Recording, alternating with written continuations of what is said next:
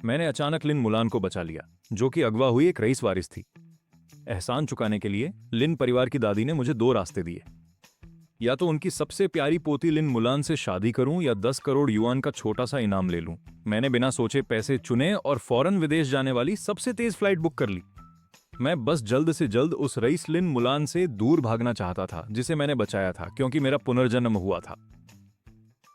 पिछले जन्म में लिन मुलान को बचाने के बाद मैंने दिन में 5 नौकरियां की और बड़ी मेहनत से उसे एक लाडली राजकुमारी की तरह पाला। लेकिन वापस मिलने के बाद उसने किसी को भी उस कड़वी याद का जिक्र करने तक की इजाजत नहीं दी। ये देखते हुए कि मैंने लिन परिवार पर बड़ा एहसान किया है, दादी ने मुझसे पूछा कि मुझे क्या चाहिए। मैंने बेवकूफी में कह दिया कि मैं उससे शादी करना चाहता हूं और जिंदगी भर उसका ख्याल रखना चाहता हूं। पर मैं ये नहीं जानता था कि लिन परिवार में वापस आने वाले दिन से ही लिन मुलान को बीजिंग के मशहूर शहजादे जी बाई यांग से प्यार हो गया था। शादी के बाद वो मुझसे बेरुखी से पेश आती और जब भी मेरा हाथ छूती तो उसे धोने के लिए तुरंत बाथरूम भाग जाती थी। बाद में वो गर्भवती हो गई। अपने प्रेमी को बदनामी से बचाने और उसके साथ रहने के लिए उसने खुद अपने हाथों से मुझे खाई से नीचे धकेल दिया।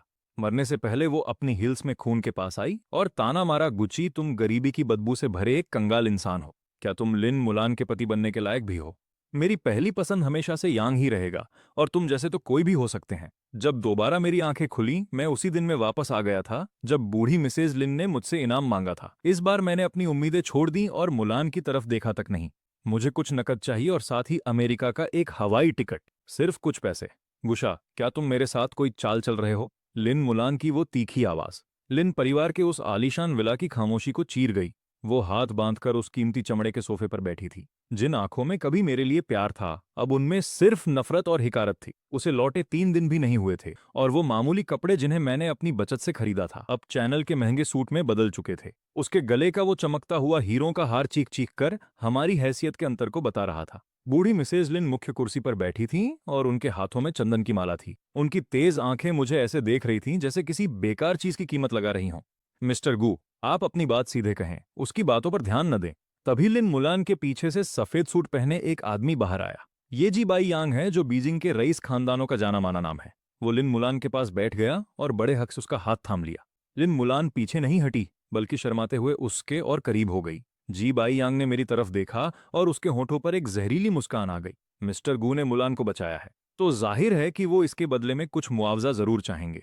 पर मैं ये जानना चाहता हूं कि मिस्टर गू की भूख आखिर कितनी बड़ी है। उसने जानबूझकर भूख शब्द पर जोर दिया था। उसकी आंखों में मेरे लिए सिर्फ दिखावे का रहम और तिरस्कार था। मैंने शांति से उन तीनों को देखा। उस खाई से गिरने का खौफनाक दर्द और टूटकर बिखर जाने का एहसास आज भी मेरी रगों में जिंदा था। लिन मुलान के वो शब्द कि तुम जैसा गरीब मेरे पति बनने के काबिल कैसे हो सकता है, आज भी मेरे कानों में गूंज रहे थे। मैंने खुद को हकीकत में वापस खींचा। जी बाई यांग को नजरअंदाज करते हुए मैंने सीधे बूढ़ी मालकिन की तरफ देखा। मुझे 10 मिलियन चाहिए।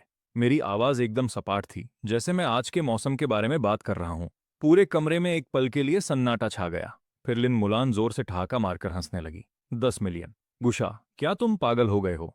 तुम दिन में 4 नौकरियां करते हो, होटल में बर्तन धोते हो और मजदूरी करते हो। मर मर के काम करके भी तुम महीने का कितना कमा लेते हो? और अब तुम 10 मिलियन मांग रहे हो? क्या तुम्हें लगता है कि लिन परिवार का पैसा पेड़ों पर उगता है? उसकी आंखों की नफरत अब साफ झलक रही थी। मैं जानती थी तुमने मुझे किसी हमदर्दी की वजह से नहीं बचाया था। तुम एक नंबर के लालची इंसान हो। तुमने शरीफ बनने का नाटक किया, पर असल में तुम बस मोटी रकम ऐंठना चाहते थे, है ना? तभी जीबाई ने लिन को रोका। उसने मुलान की कलाई पकड़ी और उसे दिलासा देने लगा। मुलान, तुम नाराज मत हो। गुस्सा करके अपनी तबीयत खराब करना ठीक नहीं है। वो मेरी तरफ मुड़ा और माथे पर बल डालकर दुख जताने का नाटक करने लगा। मिस्टर गू, मुझे लगा था कि आप एक ईमानदार आदमी हैं, पर नहीं पता था कि आप इतने लालची निकलेंगे। 10 मिलियन लिन परिवार के लिए कोई बड़ी बात नहीं है, पर आप जैसे मामूली इंसान को अचानक इतना पैसा मिल जाए तो वो भटक सकता है। मेरी सलाह है कि आप जमीन पर रहें, एक आध लाख रुपए लें और जाकर अपना कोई छोटा सा काम शुरू करें। क्या वो बेहतर नहीं होगा? उसका हर शब्द ऐसा था जैसे वो मेरा भला चाहता हो, पर असल में वो मेरे लालच और मेरी औकात का मजाक उड़ा रहा था। जी बाई यांग का वो पाखंडी चेहरा देखकर मुझे लगा कि पिछले जन्म में मैं कितना बेवकूफ था जो ऐसे घटिया इंसान से हार गया। मैंने उसकी बातों को अनसुना कर दिया और सीधा बूढ़ी मालकिन की तरफ देखा। मिसेज लिन, क्या आपकी पोती की जान की कीमत 10 मिलियन भी नहीं है? बूढ़ी दादी के हाथ रुक गए और उनकी आंखों में एक सख्त चमक दिखाई दी। लिन परिवार इस शहर का सबसे प्रतिष्ठित और अमीर खानदान है। अगर बाहर ये बात फैली कि उनकी बेटी की जान बचाने वाले को सिर्फ एक आध लाख देकर टाल दिया गया, तो हमारी क्या इज्जत रह जाएगी? ठीक है, 10 मिलियन मैं तुम्हें दूंगी, उनकी आवाज में एक भारीपन और हुक्म था जिसे कोई टाल नहीं सकता था। दादी, लिन मुलान घबरा गई और पैर पटकने लगी। आप इसकी इतनी बेतुकी मांग कैसे मान सकती हैं? इस जैसे कंगाल आदमी को क्या पता कि इतने पैसों का क्या करना है। दादी ने हाथ उठाकर मुलान को चुप करा दिया। वो मुझे घूरने लगी और उनका लहजा बर्फ जैसा ठंडा था। गुची, मैं तुम्हें 10 मिलियन दे सकती हूँ, पर ये पैसे लेने के बाद तुम्हें एक समझौते पर दस्तखत करने होंगे। आज के बाद तुम कभी किसी से ये जिक्र नहीं करोगे कि तुमने मुलान को बचाया था, और न ही तुम कभी दोबारा मुलान या लिन परिवार के सामने किसी भी बहाने से आओगे। क्या तुम ये कर सकते हो? मैंने बिना किसी हिचकिचाहट के सर हिला दिया। बिल्कुल, मैं तो आपसे भी ज्यादा यही चाहता हूं कि इस जन्म में हमारा दोबारा सामना न हो। लिन मुलान सन्न रह गई। शायद उसे उम्मीद नहीं थी कि मैं इतनी आसानी से मान जाऊंगा। उसे लगा था कि मैं उसके पैरों में गिरकर गिड़गिड़ाऊंगा और बेशर्मों की तरह उसे चिपका रहूंगा। गुची, नाटक बंद करो। क्या तुम्हें लगता है कि पैसे लेकर तुम्हारी गंदी नाली जैसी नीच औकात की बदबू मिट जाएगी? मेरी नजरों में तुम हमेशा एक गिरे हुए गरीब ही रहोगे। तभी जी बाई यांग ने अपनी जीत की खुशी में बात काटी। मिस्टर गू, मुलान की बातें कड़वी जरूर हैं पर सच हैं। अपनी हैसियत से बाहर कदम मत बढ़ाओ। पैसे लो और वापस अपनी उसी कीचड़ भरी दुनिया में चले जाओ। मैं उन्हें एक सुर में गाते हुए देख रहा था और मुझे उन पर हंसी आ रही थी। पैसे कब तक मिल जाएंगे? मैंने उनके मजाक को अनसुना करते हुए दादी की तरफ देखा। मैं बैंक को चेक तैयार करने के लिए कह दूंगी, दादी ने कहा, पर मैंने जवाब दिया कि मुझे बैंक ट्रांसफर चाहिए, चेक नहीं। चेक रुकवाए जा सकते हैं और मैं उन्हें अपने ऊपर हावी होने का मौका नहीं देना चाहता था। दादी ने मुझे गौर से देखा और फिर मान गई। ठीक है, कल दोपहर अपनी पहचान के कागजात लेकर ऑफिस आ जाना और एग्रीमेंट साइन कर देना। मैं बिना रुके दरवाजे की तरफ मुड़ गया। कल दोपहर मिलते हैं। पैसे मिलते ही मैं गायब हो जाऊंगा और दुआ करता हूं कि आप दोनों की जोड़ी सलामत रहे। अगले दिन दोपहर को मैं वक्त पर लिन ग्रुप के ऑफिस पहुंच गया। उस समझौते की शर्तें बहुत सख्त थीं, जैसे मेरा मुलान का नाम लेने तक का हक छीन लिया गया हो। मैंने उसे ठीक से पढ़ा भी नहीं और सीधे अपने दस्तखत कर दिए। तभी मेरे फोन पर एक मैसेज आया। मेरे खाते में 10 मिलियन जमा हो चुके थे। उन नंबरों को देखकर मैंने एक ठंडी आह भरी। अब इस पल से मैं पूरी तरह आजाद था। मैं लिन ग्रुप की बिल्डिंग से बाहर आया और टैक्सी लेकर अपने उस छोटे से बेसमेंट वाले कमरे में लौट आया। इस जगह में मेरे पिछले जन्म की सारी मेहनत और सारा दर्द बसा था। कोने में रद्दी कागजों का एक ढेर लगा हुआ था। मैंने लिन मुआन के लिए न्यूट्रिशनल सप्लीमेंट्स खरीदने के लिए पैसे जमा किए थे। मेज पर रखा वो टूटा हुआ सस्ता कांच का गिलास एक फेरी वाले का तोहफा था, जब मैंने अपने पिता की इकलौती पुरानी घड़ी गिरवी रखकर उसे जुकाम की दवा के पैसे दिए थे। मेरी पिछली जिंदगी में जब लिन मुआन वापस अपने परिवार के पास गई थी, तब वो अपने साथ इस गिलास के अलावा और कुछ नहीं ले गई थी। उसने आंखों में आंसू भरकर कहा था कि ये हमारी साथ बिताई मुश्किलों की इकलौती निशानी है। लेकिन बाद में मुझे पता चला कि वो उस गिलास को सिर्फ इसलिए ले गई थी ताकि जीबाई यंग की हमदर्दी पाने के लिए उसे दिखा सके कि उसने समाज के निचले स्तर पर कितने जुल्म सहे हैं। आखिर में उस कप को जीबाई यंग ने मेरे सामने ही बड़ी बेपरवाही से चकनाचूर कर दिया था। मैंने उस गिलास को उठाया, कूड़ेदान के पास गया और उसे एक जोरदार आवाज के साथ छोड़ दिया।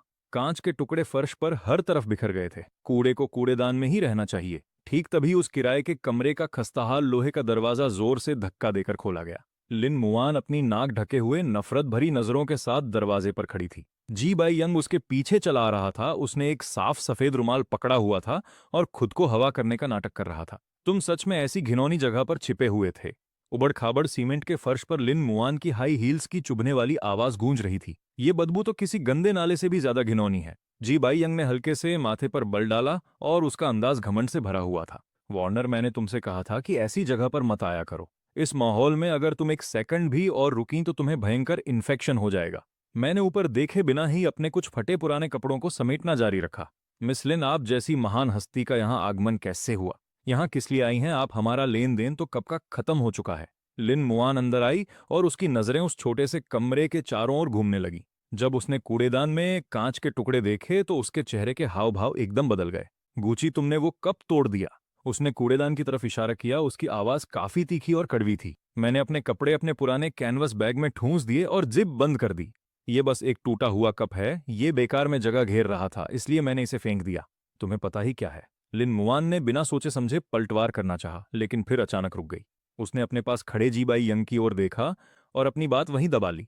वो जी बाई यंग के सामने अतीत से जुड़ा अपना कोई भी लगाव जाहिर नहीं कर सकती। जी बाई यंग ने लिन मुआन के बदलते भावों को गौर से भांप लिया था। वो आगे बढ़ा और अपने पैर से जमीन पर पड़े टूटे कांच को कुरेदने लगा। उसके होठों पर एक मजाकिया मुस्कान थी। मिस्टर गू वार्नर बहुत जज्बाती लड़की है। चाहे वो कूड़ा ही क्यों न हो, उसे उसमें भी कोई मतलब मिल ही जाता है। तुम उसे इतनी बेरहमी से कैसे तोड़ सकते हो? तुम वाकई बहुत बेमुरवत इंसान हो। उसने लंबी सांस ली, अपने बटुए से 100 येन का नोट निकाला और उसे किसी भिखारी को भीख देने की तरह मेरे पैरों के पास फेंक दिया। 100 येन में तुम इन सस्ते और घटिया खिलौनों की एक पूरी टोकरी खरीद सकते हो। इसे वॉर्नर की तरफ से मुआवजा समझकर रख लो। अपने चेहरे पर यह पत्थर जैसा भाव मत बनाओ। वो उड़ता हुआ नोट मेरे कैनवस बैग पर जा गिरा। मैंने अपना काम रोका, धीरे से सीधा खड़ा हुआ और जी बाई यंग की तरफ बर्फीली नजरों से देखा। यंग मास्टर जी, आपका पैसा बहुत गंदा है, मुझे इससे घिन आती है। जी बाई यंग का चेहरा तुरंत गुस्से से तमतमा उठा। गूची, अपनी किस्मत को हद से ज्यादा मत आजमाओ। तुम्हें क्या लगता है कि सिर्फ 10 मिलियन होने से तुम मेरी बराबरी कर सकते हो? मेरी नजरों में तुम अभी भी एक मामूली कीड़े हो जिसे सिर्फ अपनी पूंछ हिलाना आता है। लिन मुआन तुरंत जी बाई यंग के बचाव में खड़ी हो गई और मुझे घूरने लगी। गूची, तुम्हें आखिर हो क्या गया है? बाई यंग ने मेहरबानी करके तुम्हें पैसे दिए और तुम उसे ही बुरा भला कह रहे हो। अभी पैसे उठाओ और बाई यंग से माफी मांगो। उसका ये खुद को सही समझने वाला तरफदारी भरा बर्ताव बिल्कुल वैसा ही है जैसा मेरी पिछली जिंदगी में था। मैं तिरस्कार से मुस्कुराया, अपना पैर उठाया और सीधे उस 100 येन के नोट पर रखकर उसे जोर से कुचल दिया। माफी मांगू? क्या वो इसके लायक भी है? लिन मुआन, क्या तुम्हें वाकई लगता है कि पूरी दुनिया तुम्हारे चारों ओर घूमती है? मैं अंधा था इसलिए तुम्हारे नखरे उठाता था। अब मेरी नजरों में तुम्हारी कीमत इस कूड़ेदान में पड़े कांच के एक टुकड़े जितनी भी नहीं है। लिन मुआन की आंखें तुरंत फटी की फटी रह गईं। उसे अपनी कानों पर यकीन ही नहीं हो रहा था।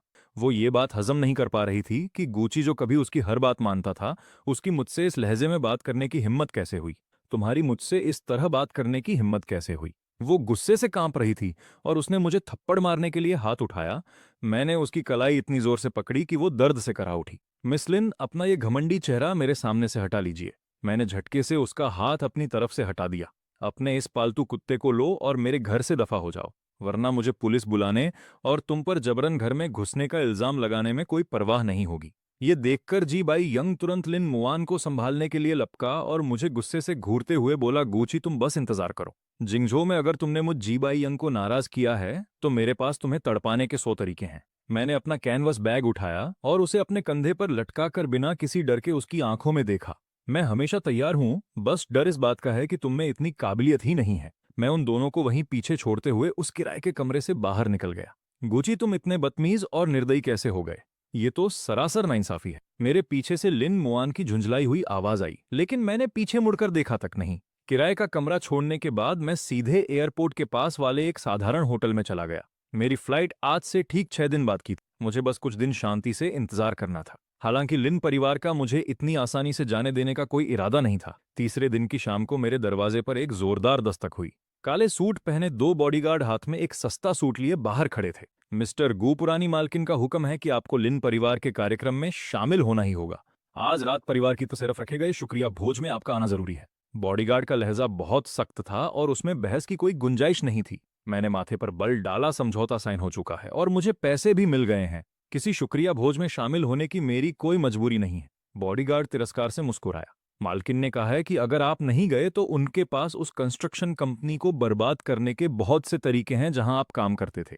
मैंने सुना है कि वहां के लोग आपका बहुत ख्याल रखते थे। मेरी आंखें ठंडी पड़ गईं। मिसेज लिन अब मासूम लोगों के जरिए मुझे धमका रही हैं। मेरी पिछली जिंदगी में उस ठेकेदार ने मेरे सबसे मुश्किल वक्त में मुझे कुछ 100 येन उधार दिए थे। भले ही मैं पत्थर दिल हूं, लेकिन मैं अपने मददगार को मुसीबत में नहीं डालूंगा। ठीक है, मैं चलूंगा। मैंने वो सूट लिया और उनके सामने ही उसे पहन लिया। वो सूट जाहिर तौर पर 2 साइज छोटा था। उसका कपड़ा खुरदरा था और मैं उसमें एक मजाकिया जोकर जैसा लग रहा था। लिन परिवार जानबूझकर मुझे उस दावत में शर्मिंदा करना चाहता है ताकि जी बाई यंग की महानता को उभारा जा सके। रात के ठीक 8 बजे मुझे बॉडीगार्ड्स की निगरानी में दावत में ले जाया गया। ये जिंगझो के सबसे आलीशान होटल का हॉल था। वो शानदार हॉल सजी धजी औरतों और चमकते रेशमी लिबासों से भरा हुआ था। अंदर कदम रखते ही सब मुझे अजीब नजरों से देखने लगे। ये कौन है? इतने घटिया कपड़ों में ये अंदर कैसे आ गया? सुना है इसी ने लिन परिवार की बड़ी बेटी की जान बचाई थी। ये तो वही बात हुई कि जैसे कोई मेढक हंस का मांस खाने का ख्वाब देख रहा हो। इसे तो अपनी औकात का अंदाजा तक नहीं है। बिल्कुल सही कहा आपने। जी शाओ के मुकाबले तो इसकी और उनकी दुनिया ही अलग है। ये कड़वे ताने बिना किसी रोक टोक के मेरे कानों में पड़ रहे थे। मैं बिना कोई प्रतिक्रिया दिए चुपचाप कोने में रखे सोफे की तरफ चल दिया। मैं वहां बैठ गया और मेज से पानी का एक गिलास उठा लिया। कुछ ही देर बाद भीड़ में एक जोरदार हलचल मच गई। लिन मुआन जी बाई यंग के हाथ में हाथ डाले किसी सितारे की तरह बाहर आई। लिन मुआन नीले रंग के गाउन में बेहद खूबसूरत लग रही थी और जी बाई यंग ने एक बेहतरीन टक्सीडो पहना था जिस पर कीमती ब्रोच लगा था। वे दोनों साथ खड़े होकर वाकई एक बेहतरीन जोड़ी लग रहे थे। स्टेज पर खड़ी होकर पुरानी मिसेज लिन ने मुस्कुराते हुए मेहमानों का स्वागत किया। अपनी व्यस्त दिनचर्या में से समय निकालकर यहाँ आने के लिए आप सभी का बहुत शुक्रिया। मेरी पोती वॉर्नर के इस शुक्रिया भोज में आप सभी का स्वागत है। वॉर्नर कई दिनों तक हम सबसे दूर रही थी। जी परिवार के छोटे वारिस जी बाई यंग की बड़ी मदद की बदौलत ही वो सुरक्षित वापस लौट पाई है। बाई यंग बहुत ही वफादार और नेक इंसान है। लिन परिवार उसका हमेशा तहे दिल से शुक्रगुजार रहेगा। मैं कोने में बैठा उस बूढ़ी औरत की झूठी बातें सुनता रहा। मिसेज लिन की उन बातों को सुनकर मुझे लगभग हंसी ही आ गई थी। वो मैं ही था जिसने लिन मुवान को बचाने के लिए अपनी जान जोखिम में डाली थी, लेकिन उस बूढ़ी औरत के मुंह से कुछ और ही निकल रहा था। सारा श्रेय जी बायांग ले गया, जबकि मैं असली रक्षक अपना नाम तक सुनने लायक नहीं समझा गया। तभी जी बायांग रेड वाइन के 2 गिलास लिए सीधे मेरी ओर चला आया। उसके चेहरे पर एक बनावटी मुस्कान थी। उसकी आवाज न ज्यादा तेज थी, नहीं धीमी, बस इतनी कि आसपास के लोग उसे सुन सकें। मिस्टर गू, यहाँ बिल्कुल अकेले बैठना कितना उबाऊ है। लीजिए, मैं आपके सम्मान में जाम पीना चाहता हूँ। उसने मेरी ओर रेड वाइन का गिलास बढ़ाया, लेकिन मैंने उसे नहीं लिया। मैं नहीं पीता। जी बाय यांग की आंखों में पल भर के लिए नफरत की चमक दिखाई दी, मगर फिर भी उसने मासूम होने का नाटक किया। मिस्टर गू, क्या आप मेरा अपमान कर रहे हैं, या उस दिन कमरे में जो हुआ उसके लिए अब भी नाराज हैं? मैं जानता हूं कि वार्नर ने मुझे चुना, इसलिए आप जल रहे हैं, पर भावनाओं के साथ जबरदस्ती नहीं की जा सकती। उसने जानबूझकर आवाज ऊंची की और आसपास के मेहमान बातें छोड़कर यहां देखने लगे। तुम खुद को समझते क्या हो? क्या तुम वाकई मेरी जलन के लायक भी हो? मैंने उसे ठंडी नजरों से देखा। जी बायांग अचानक एक कदम आगे बढ़ा और लड़खड़ा गया। उसके हाथ का रेड वाइन वाला गिलास सीधे उसके सीने पर जा गिरा। ओह! जी बायांग जोर से चिल्लाया और नाटक करते हुए पीछे की तरफ जमीन पर गिर गया। गहरी लाल वाइन ने उसकी महंगी सफेद शर्ट पर तुरंत दाग लगा दिया और पूरे कमरे में खलबली मच गई। लिन मावान भीड़ को चीरते हुए पागलों की तरह भागकर वहां पहुंची। बायांग, क्या तुम ठीक हो? उसने दुखी होकर जी बाय यांग को उठाया और जल्दी जल्दी टिश्यू से उसे पहुंचने लगी। जी बाय यांग की आंखें लाल थीं और आवाज कांप रही थी, मानो उसके साथ बहुत बड़ा अन्याय हुआ हो। वार्नर, मैं ठीक हूं। मिस्टर गू का मूड शायद खराब था। उन्होंने मुझे जानबूझकर धक्का नहीं दिया होगा। उसकी चालाकी भरी बातों ने लिन मावान के गुस्से में आग में घी का काम किया। लिन मावान ने झटके से सिर घुमाया और गुस्से से भरी आंखों से मुझे घूरने लगी। वो दौड़कर मेरे पास आई और अपना हाथ मुझे थप्पड़ मारने के लिए उठाया। मैंने हल्का सा सिर झुकाया और बड़ी आसानी से उसका थप्पड़ बच गया। गूचे, तुम नीच और कंगाल इंसान। लिन मावान ने गुस्से में मेरी ओर उंगली उठाई। उसकी आवाज इतनी तीखी थी कि मेरे कान के पर्दे फाड़ सकते। बायांग ने तुम्हें प्यार से ड्रिंक दी और तुमने उसे धक्का देने की हिम्मत की। तुम अभी के अभी घुटने टेको और बायांग से माफी मांगो, वरना आज मैं तुम्हें यहां से जाने नहीं दूंगी। आसपास के मेहमान भी मेरी बुराई करने लगे। कितना बदतमीज और जाहिल है। लिन परिवार ने ऐसे घटिया इंसान को दावत में कैसे बुला लिया? जल्दी से घुटने टेक कर माफी मांगो। सबकी आंखों में मत चुभो। मैं वहीं खड़ा रहा, इन अमीर कहलाने वाले लोगों को ठंडी नजरों से देखते हुए। अगर मैं कहूं कि मैं माफी नहीं मांगूंगा तो माफी नहीं मांगोगे। गूचे, क्या तुम भूल गए कि तुम्हारी औकात क्या है? लिन मावान की आंखों में मेरे लिए गहरी नफरत भरी थी, मानो वो किसी गंदी और घिनौनी चीज को देख रही हो। उसकी सांसें तेज चल रही थीं और मेरी तरफ इशारा करती उसकी उंगली कांप रही थी। तुम्हें लगता है कि तुम इस समाज में जो चाहो वो कर सकते हो, सिर्फ इसलिए कि तुमने वो 10 मिलियन लिए हैं? मैं तुम्हें बता दूं, तुम्हें कुचलना एक चींटी को मारने से भी आसान है। जी बाय यांग लिन मावान के सीने से लग गया और अपनी घिनौनी एक्टिंग जारी रखी। उसने धीरे से लिन मावान का स्कर्ट खींचा। उसकी आवाज इतनी कमजोर थी जैसे वो कभी भी बेहोश हो जाएगा। वार्नर, रहने दो। मिस्टर गू शायद अपनी गरीबी की वजह से खुद को कमतर महसूस कर रहे हैं, इसलिए उन्होंने ऐसा कदम उठाया। मैं बस अपने कपड़े बदल लूंगा। मेरी वजह से सबका मजा खराब मत करो। वो जितना ज्यादा ऐसा कहता, लिन मावान को उतना ही लगता कि उसके साथ अन्याय हुआ है, और मेरे लिए उसकी नफरत और भी बढ़ती गई। नहीं, आज उसे घुटने टेक कर और नाक रगड़कर तुमसे माफी मांगनी ही होगी। तभी बूढ़ी मिसेज लिन बॉडीगार्ड्स के साथ वहां आई। उनका चेहरा उतरा हुआ था और हाथ में चंदन की माला उनके कसने से आवाज कर रही थी। गूचे, लिन परिवार तुम्हें इज्जत दे रहा है, नमक हराम मत बनो।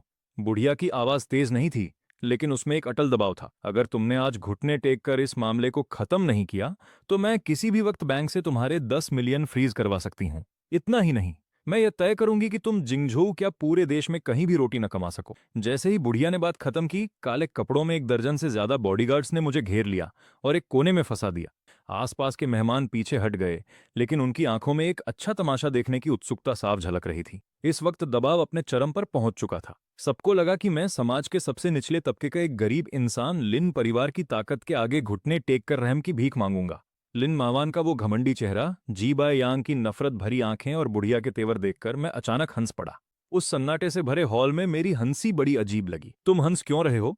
क्या तुम पागल हो गए हो? लिन मावान ने अपनी भौहें सिकोड़ी। उसे मेरी हंसी से थोड़ी बेचैनी महसूस हुई। मैंने अपनी हंसी रोकी और धीरे से अपनी जेब से फोन निकाला। मैं तुम खुद को समझदार कहने वाले अमीर लोगों पर हंस रहा हूं कि एक मामूली एक्टर ने तुम सबको बेवकूफ बना दिया। बोलते हुए मैंने अपने फोन पर एक ऐप खोला। यह हैकिंग का हुनर मैंने अपने पिछले जन्म में सीखा था। कहीं मेरा मालिक पैसे न मार ले, इसलिए मैं बस खाली बैठा था और मैंने इस होटल का कैमरा सिस्टम हैक कर लिया। लिन मावान, अपनी आंखें खोलकर जरा साफ देख लो कि असली घटिया इंसान कौन है। मैंने एंटर की बटन दबा दी। हॉल के बीच में लगी बड़ी एलईडी स्क्रीन अचानक झिलमिलाई और फिर उस पर लिन परिवार का वीडियो हटने लगा। उस पर होटल के कैमरों का वीडियो चलने लगा। वीडियो में वो सब साफ दिख रहा था जो अभी अभी हुआ था। जी बाय यांग हाथ में वाइन का गिलास लेकर मेरी तरफ आया। मैंने तो उसके पास आने पर एक कदम पीछे ही हटाया था। मेरे हाथ जेब में ही थे और मैंने उसे छुआ तक नहीं था। जी बाय यांग ने जानबूझकर अपने ही बाएं पैर से खुद को ठोकर मारी और फिर बड़ी सफाई से पूरी वाइन अपने सीने पर गिरा ली। आखिर में वो पीछे की तरफ गिरा और अपना वो घटिया नाटक पूरा किया। पूरी घटना हर एंगल से सबके सामने आ गई थी। यहां तक कि गिरने से पहले उसके होठों पर आई वो कमीनी मुस्कान भी साफ दिखाई दे रही थी। पूरे हॉल में मौत जैसा सन्नाटा छा गया। सबकी आंखें उस बड़ी स्क्रीन पर टिकी थीं। उनके चेहरों के हाव भाव देखने लायक थे। जो मेहमान अभी मुझे घुटने टेकने को कह रहे थे, अब उनके गले में जैसे कुछ फंस गया हो। एक शब्द भी नहीं निकल रहा था। मैंने फोन वापस जेब में रखा और हाथ बांधकर जी बाय यांग की तरफ मुस्कुराते हुए देखा, जिसका चेहरा फक पड़ चुका। मिस लिन, आपकी एक्टिंग वाकई काबिले तारीफ है, मगर कुछ कमी रह गई।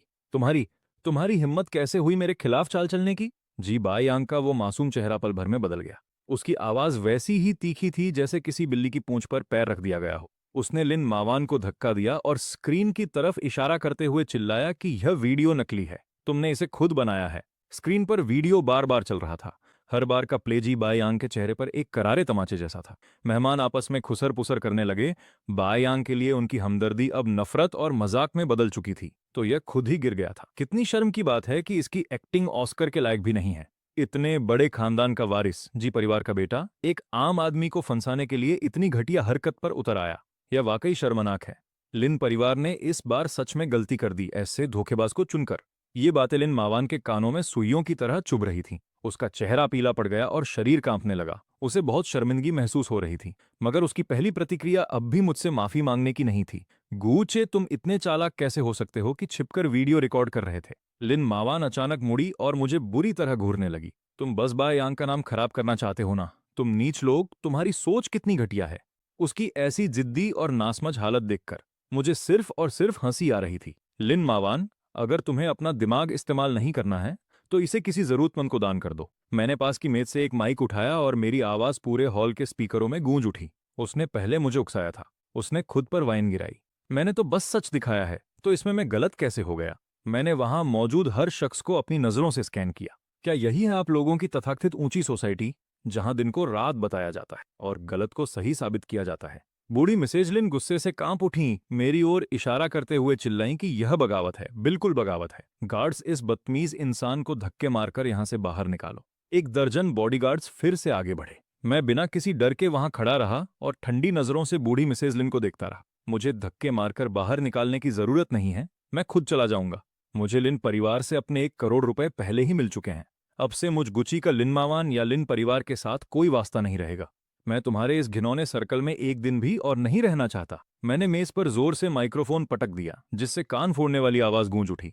मैं पलटा और तेजी से बैंक्वेट हॉल के दरवाजे की तरफ बढ़ने लगा। मैं जहां से भी गुजरा, बॉडीगार्ड्स मेरे दबदबे से सहम गए और उन्होंने अपने आप ही मेरे लिए रास्ता छोड़ दिया। लिन मावान मेरी मजबूत पीठ को देखती रही और अचानक उसके दिल में एक अजीब सा खालीपन महसूस हुआ, जैसे कोई चीज जो उसकी थी अब उसके काबू से बाहर हो रही हो। उसने अनजाने में एक कदम आगे बढ़ाया, लेकिन उसके घमंड ने उसे तुरंत रोक दिया। गुची, अगर तुम मेरे घुटनों पर गिरकर गिड़गिड़ाओगे भी, तब भी आज तुम्हें ये कमरा छोड़ना ही होगा। मैं तुम्हारी तरफ मुड़कर दोबारा नहीं देखूंगी। लिन मावान पीछे से फटी हुई आवाज में चिल्लाई। मैं ना तो पीछे मुड़ा और न ही मेरे कदम रुके। तुम्हारी मर्जी के मुताबिक मैंने हॉल का भारी दरवाजा खोला और उस घुटन भरी दुनिया को पीछे छोड़ दिया। रात की ठंडी हवा ने मुझे छुआ और मुझे पहले से कहीं ज्यादा आजाद महसूस होने लगा। जाओ और पता लगाओ कि वो कंगाल गुची कहाँ गया है। लिन मावान ने गुस्से में अपनी मेज पर रखे सारे कागजात जमीन पर फेंक दिए। उस अजीबोगरीब दावत को गुजरे अब 1 महीना बीत चुका था। इस 1 महीने में लिन मावान को महसूस हुआ कि उसकी जिंदगी पूरी तरह से बिखर चुकी है। हर सुबह जब वो उठती थी तो उसके बिस्तर के पास अब पेट को राहत देने वाला गर्मा गर्म दलिया लाने वाला कोई नहीं था। उसे अपने महंगे कपड़ों के साथ पहनने के लिए कभी मैचिंग गहने नहीं मिलते थे, क्योंकि पहले गुची ही ये सब करता था। जब भी उसके पेट में दर्द होता वो तड़पती और बाईयांग को बुलाती थी, लेकिन वो आदमी सिर्फ एक रटा रटाया जुमला बोल देता था, ज्यादा गर्म पानी पियो, मैं अभी मीटिंग में हूँ। पुराने वक्त में गुची भारी बारिश में भी पूरे शहर के चक्कर काटता था, सिर्फ उसके लिए, वो गर्म दलिया लाने के लिए, जो उसे पीना सबसे ज्यादा पसंद था। लिन मावान ने अपना माथा रगड़ा जिसमें हल्का दर्द हो रहा था। उसके दिल में एक अजीब सी चिड़चिड़ाहट थी। वो मानना नहीं चाहती थी कि उसे गुची की सेवा की आदत हो गई है। उसने बस ये मान लिया कि उस सस्ते नौकर ने अचानक काम छोड़ दिया है, इसलिए उसे तालमेल बिठाने में वक्त लग रहा है। उसे सबसे ज्यादा परेशानी इस बात से थी कि बाईयांग का असली चेहरा अब धीरे धीरे सामने आ रहा था। कई बार उसे बाईयांग के कोट से किसी सस्ती और तेज खुशबू वाले परफ्यूम की महक आती थी। जब वो उससे सवाल करती तो बाईयांग उसे चिढ़कर झिड़क देता और कहता कि वो बेकार का शक कर रही है। मैडम, पता चल गया। असिस्टेंट ने घबराते हुए दरवाजा खोला और एक फाइल थमा दी। गुची मिल गया? वो हेइचेंग चला गया है और उसने उन्हें करोड़ रुपयों से एक टेक्नोलॉजी कंपनी शुरू की है, जो अभी काफी अच्छी चल रही है। लिन मावान ने फाइल झपटी और गुची की फोटो को गौर से देखने लगी, जिसमें वो सूट पहने हुए बहुत ही शानदार और आत्मविश्वासी लग रहा था। फोटो में गुची की आंखें तेज थीं और उसका अंदाज बहुत ही शांत और गंभीर था। उसमें उसके पुराने दबे कुचले और लाचार गरीब रूप का कोई नामो निशान नहीं था। लिन मावान के दिल में अचानक हाथ से सब कुछ निकल जाने का एहसास और जलन भर गई। वो हमारे लिन परिवार के पैसों पर इतनी ऐश की जिंदगी कैसे जी सकता है? लिन मावान ने अपने दांत पीसते हुए कहा। मेरे लिए फौरन हेइचेंग की फ्लाइट टिकट बुक करो। मैं खुद जाकर अपनी आंखों से देखना चाहती हूँ कि आखिर वो कर क्या रहा है। अगली दोपहर लिन मावान 10 सेंटीमीटर ऊंची हील्स पहने हुए बेहद आक्रामक अंदाज में मेरी कंपनी की बिल्डिंग के नीचे पहुंच गई। वो अब भी किसी घमंडी शहजादी की तरह बर्ताव कर रही थी। उसने रिसेप्शनिस्ट की बात अनसुनी की और सीधे मेरे केबिन में घुस आई। मैं अपनी बड़ी सी मेज के पीछे बैठा हुआ हाथ में एक प्रोजेक्ट रिपोर्ट देख रहा था। शोर सुनकर मैंने पलके तक नहीं झपकाई। गुची, तुम्हारी इतनी हिम्मत कि तुम मेरी पीठ पीछे कंपनी खोल सको। लिन मावान मेज तक आई और उसने अपने दोनों हाथ जोर से मेज पर पटके। मैंने धीरे से रिपोर्ट बंद की, ऊपर देखा और ठंडी नजरों से उसे घूरने लगा। मिसेज लिन, किसी के दफ्तर में बिना इजाजत घुसना एक कानूनी अपराध है। गुची, क्या तुम्हारा नाटक खत्म हुआ? मेरे साथ वापस चलो और मैं तुम्हारी पिछली बदतमीजी को माफ कर दूंगी। मुझे माफ करोगी? लिन मावान, क्या तुम्हें समझने में कोई दिमागी परेशानी हो रही है? मैं कुर्सी पर पीछे की ओर झुका और उसे ऐसे देखने लगा जैसे किसी पागल को देख रहा हूं। लिन मावान अवाक रह गई और उसका चेहरा लाल हो गया। वो मुझे गौर से देखती रही, जैसे मेरे चेहरे पर किसी बनावटीपन को ढूंढने की कोशिश कर रही हो, लेकिन उसे निराशा हाथ लगी। मेरी आंखों में सिर्फ नफरत भरा मजाक था, वो पुराना प्यार कहीं नहीं था। दिखावा बंद करो। लिन मावान अपनी घबराहट छिपाने के लिए ऊंची आवाज में चिल्लाई। तुम जानबूझकर यहां आए। ये कंपनी खोलना सिर्फ मेरा ध्यान खींचने का एक तरीका है ना? तुम्हें लगता है कि सूट पहनकर तुम अपनी गरीबी को छिपा सकते हो? मैं तुम्हें बता दूं, तुम हमेशा एक मामूली और बेकार इंसान ही रहोगे, जो सिर्फ लिन परिवार के टुकड़ों पर पल सकता है। मैंने शांति से उसका चिल्लाना सुना और मेरे होठों पर एक क्रूर मुस्कान आ गई। पिछले जन्म में उसने इसी घमंड भरे लहजे में मुझे मिट्टी में मिला दिया था। मैं खड़ा हुआ और धीरे से मेज के पास जाकर उसके सामने खड़ा हो गया। मेरा कद और मेरा रुतबा उसे छोटा महसूस कराने लगा। लिन मावान अनजाने में एक कदम पीछे हट गई। लिन मावान, तुम्हें क्या लगता है कि तुम्हारी पहली पसंद हमेशा बाईयांग ही रहेगा? मैंने उसकी आंखों में देखकर वही शब्द दोहराए जो उसने पिछले जन्म में पहाड़ की चोटी पर मुझसे कहे थे। और मैं, ये मामूली गरीब आदमी, सिर्फ तुम्हारा बैकअप बनने के लायक हूं। लिन मावान एकदम सुन्न पड़ गई और अपनी जगह पर जम गई। वो फटी आंखों से मुझे देख रही थी और बुरी तरह डरी हुई थी। ये बातें तो उसने सिर्फ अपने दिल के सबसे अंधेरे कोने में सोची थीं, जो उसने कभी किसी से नहीं कही थीं। उसे समझ नहीं आ रहा था कि मैं उसके दिल के सबसे गंदे राज को इतनी सटीकता से कैसे जान गया। तुम्हें कैसे पता? उसके होंठ कांप रहे थे और वो एक पूरा जुमला तक नहीं बोल पा रही थी। मैंने उसे संभलने का एक भी मौका नहीं दिया। मैं उसे अपनी बातों से चोट पहुंचाता रहा। तुम्हें क्या लगता है कि तुम कोई बहुत बड़ी शहजादी हो? तुम बस एक एहसान फरामोश, मतलबी और पत्थर दिल इंसान हो। तुम मेरी कुर्बानियों का फायदा उठाती हो और फिर मेरी ही औकात को नीचा दिखाती हो। तुम बाईयांग की ताकत को पसंद करती हो, लेकिन उसके गिरे हुए किरदार को नहीं देख पाती। अब मेरी नजरों में तुम्हारी अहमियत सड़क के किसी आवारा कुत्ते से भी कम है। लिन मावान की हिम्मत पूरी तरह से जवाब दे गई। उसने अपने कान बंद कर लिए और पागलों की तरह अपना सिर हिलाने लगी। नहीं, ऐसा नहीं है, तुम बकवास कर रहे हो। मैं उसकी ये हालत और ज्यादा नहीं देखना चाहता था, इसलिए मैंने इंटरकॉम का बटन दबाया। सिक्योरिटी, ऊपर आओ और इस पागल औरत को दफ्तर से बाहर निकालो। आधे मिनट के अंदर 2 हट्टे कट्टे गार्ड्स अंदर आए और उन्होंने लिन मावान को दोनों तरफ से पकड़ लिया। मुझे छोड़ो, जानते हो मैं कौन हूं? मैं लिन परिवार की सबसे बड़ी बेटी हूं। लिन मावान ने उनसे छूटने की पूरी कोशिश की। गुस्से और डर की वजह से उसका मेकअप पूरी तरह खराब हो चुका था। मैं अपनी कुर्सी पर वापस बैठ गया और फिर से फाइल पढ़ने लगा। इसे बाहर फेंको। इस तरह के कचरे को मेरी कंपनी में दोबारा मत आने देना। तुम्हारी हिम्मत कैसे हुई मुझे कचरा कहने की? गुची, तुम इसके लिए बहुत पछताओगे। लिन मावान बहुत बुरी हालत में वापस चिंगझाऊ पहुंची, जहां उसे एक ऐसी खबर मिली जिसने लिन परिवार को तबाह कर दिया। जी बाइयांग बड़ी मुसीबत में फंस गया है। उसने न सिर्फ कई औरतों के साथ गुपचुप रिश्ते रखे थे, बल्कि उस पर लिन परिवार के प्रोजेक्ट से करोड़ों की धोखाधड़ी का शक भी था। सच सामने आने के बाद पुलिस ने बाइयांग को गिरफ्तार कर लिया। वो एक गैरकानूनी जुआ घर में पार्टी कर रहा था। इस खबर ने चिंगझाऊ के पूरे बिजनेस जगत को हिलाकर रख दिया। लिन ग्रुप के शेयर मिट्टी में मिल गए। 10 मिनट में ही कंपनी की बाजार वैल्यू अरबों में गिर गई। बूढ़ी मिसेज लिन को स्ट्रेस की वजह से लकवा मार गया और वो आईसीयू में बेहोश पड़ी हैं। लिन मावान पूरी तरह घबरा गई और बाइयांग से सवाल करने जेल पहुंच गई। जेल की सलाखों के पीछे बाइयांग का वो शरीफ और सभ्य चेहरा अब गायब था। उसका चेहरा बिगड़ा हुआ था और उसकी आंखें किसी जहरीले सांप की तरह खौफनाक थीं। तुम यहाँ क्या करने आई हो? क्या मेरा मजाक उड़ाने आई हो? बाइयांग उस पर बुरी तरह चिल्लाया। लिन मावान रोने लगी और जोर जोर से कांच पीटने लगी। बाइयांग, तुमने ऐसा क्यों किया? तुमने मुझसे झूठ क्यों बोला? तुमने लिन परिवार को क्यों बर्बाद किया? बाइयांग अचानक पागलों की तरह हंसने लगा। वो तब तक हंसता रहा जब तक उसकी आंखों में आंसू नहीं आ गए। झूठ बोला? अरे ये तो तुम्हारी बेवकूफी थी। तुम्हें सच में लगा कि मैं तुम जैसी इस्तेमाल की हुई चीज की तरफ देखूंगा भी?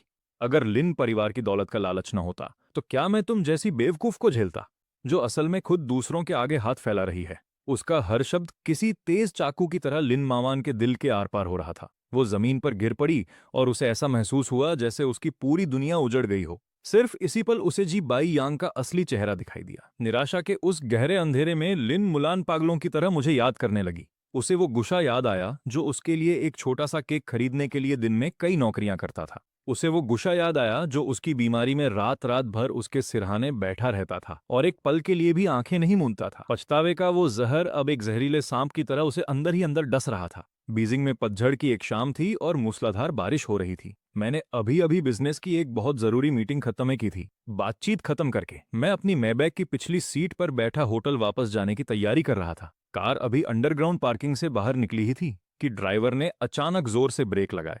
मिस्टर गू, रास्ते में कोई बारिश में घुटनों के बल बैठकर रास्ता रोके खड़ा है। मैंने खिड़की का शीशा नीचे किया और बेरुखी से बाहर देखा। लिन मुलान मूसलाधार बारिश में पूरी तरह भीगी हुई थी और कार के सामने एक भीगे हुए चूहे की तरह घुटनों के बल बैठी थी। उसके वो खूबसूरत बाल अब उसके चेहरे पर चिपके हुए थे और उसके कपड़े कीचड़ से सने हुए थे। शीशा नीचे होता देख वो लड़खड़ाते हुए कार के दरवाजे की तरफ आई और उसके किनारे को मजबूती से पकड़ लिया। गुशा, मुझसे गलती हो गई। मुझे सच में एहसास हो गया है कि मैं गलत थी। प्लीज मुझे एक और मौका दे दो। तुम्हें एक और मौका दूं ताकि तुम मुझे फिर से खाई से नीचे धकेल सको। मैंने एक बड़ा काला छाता लिया, कार का दरवाजा खोला और कीचड़ में पड़ी लिन मुलान को नीचे झुककर देखा। छाते से टपकती ठंडी बारिश की बूंदें सीधा उसके चेहरे पर गिर रही थीं। लिन मुलान ने अचानक ऊपर देखा और खौफ से मुझे ताकने लगी। जाहिर है उसे मेरे पुनर्जन्म के बारे में कुछ नहीं पता था। उसे बस ऐसा लगा जैसे मेरा चेहरा एक जंग लगी लोहे की आरी की तरह हो, जो धीरे धीरे उसकी रूह को चीर रहा हो और उसे छिपने की कोई जगह न मिल रही हो। क्या तुम ये क्या कह रहे हो? मुझे कुछ समझ नहीं आ रहा। उसके दांत किटकिटा रहे थे और वो अपने बेइंतहा डर को छिपाने की कोशिश कर रही थी। मुझे उसकी इस लाचारी को देखकर मजा आ रहा था। मेरे मन में कोई दया नहीं थी, बस इंतकाम का सुकून था।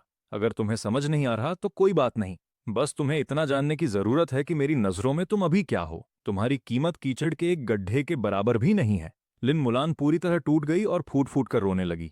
वो बिना सोचे समझे आगे बढ़ी और उसने कसकर मेरे पैर पकड़ लिए। उस कीचड़ ने मेरी खास तौर पर सिली हुई पैंट को गंदा कर दिया था। गुशा, मुझे सच में बहुत पछतावा हो रहा है। जी बाइयांग एक जानवर है। उसने मुझसे झूठ बोला और लिन परिवार को बर्बाद कर दिया। दादी अभी भी अस्पताल में है और उनका इलाज चल रहा है और लिन परिवार अब पूरी तरह दिवालिया होने की कगार पर है। गुशा, अब तुम्हारे सिवा मेरा इस दुनिया में कोई नहीं है। उसने अपना चेहरा ऊपर उठाया। उसके आंसू बारिश में मिल रहे थे। वो अपनी इस हालत से मेरे मन में पुरानी हमदर्दी जगाने की कोशिश कर रही थी। गुशा, मैं मां बनने वाली हूं।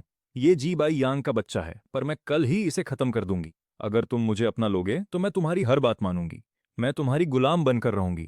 उसकी ये बेशर्मी भरी बातें सुनकर मुझे घिन आ रही थी। पिछले जन्म में भी उसने इसी बच्चे का बहाना बनाकर मुझे मौत के करीब बुलाया था। वो मुझे खाई के किनारे ले गई और खुद अपने हाथों से मुझे नीचे धकेल दिया था। मैंने अपनी आंखें सिकोड़ी, अपना पैर उठाया और उसे बिना किसी दया के लात मारकर दूर कर दिया।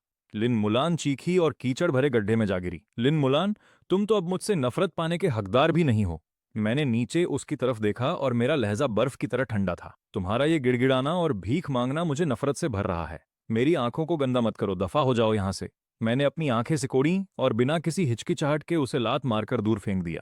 लिन मुलान की चीख निकली और वो कीचड़ के गड्ढे में जा गिरी और गंदा पानी उछलकर उस पर गिर गया। मैं मुड़ा और कार में बैठ गया। मैंने दोबारा उसकी तरफ मुड़कर भी नहीं देखा। मैंने बेरुखी से ड्राइवर को गाड़ी आगे बढ़ाने का हुक्म दिया। जी मिस्टर गू। फोन की दूसरी तरफ असेन की आवाज हमेशा की तरह शांत और सधी हुई थी। ये खबर एकदम पक्की और भरोसेमंद है। लिन परिवार को अब हर तरफ से नाकामियों का सामना करना पड़ रहा है। देश का कोई भी बैंक अब उन्हें कर्ज देने की हिम्मत नहीं कर रहा है। वो अब विदेश की किसी काली कमाई वाली फाइनेंस कंपनी से संपर्क कर रहे हैं। वो बिचौलियों के जरिए अपने पुराने घर को गिरवी रखकर एक आखिरी कर्ज लेना चाहते हैं। काली कमाई वाली कंपनी, उस पुराने घर की बाजार में क्या कीमत होगी? वैसे तो उसकी कीमत कम से कम 50 करोड़ होगी, पर अब लिन परिवार को पैसों की सख्त जरूरत है। और दूसरी तरफ वो बेरहम ब्लैक गोल्ड कैपिटल वाले हैं। मेरा अंदाजा है कि वो ज्यादा से ज्यादा 20 करोड़ का ही कर्ज देंगे और उस पर ब्याज भी आसमान छूने वाला होगा। 20 करोड़, क्या वो इतने के भी हकदार हैं? असेन, मेरी बात सुनो। अपने सारे संपर्कों का इस्तेमाल करो और तुरंत पता लगाओ कि लिन परिवार ने उस कंपनी के किस आदमी से बात की है और उनकी मुलाकात कब और कहाँ होने वाली है।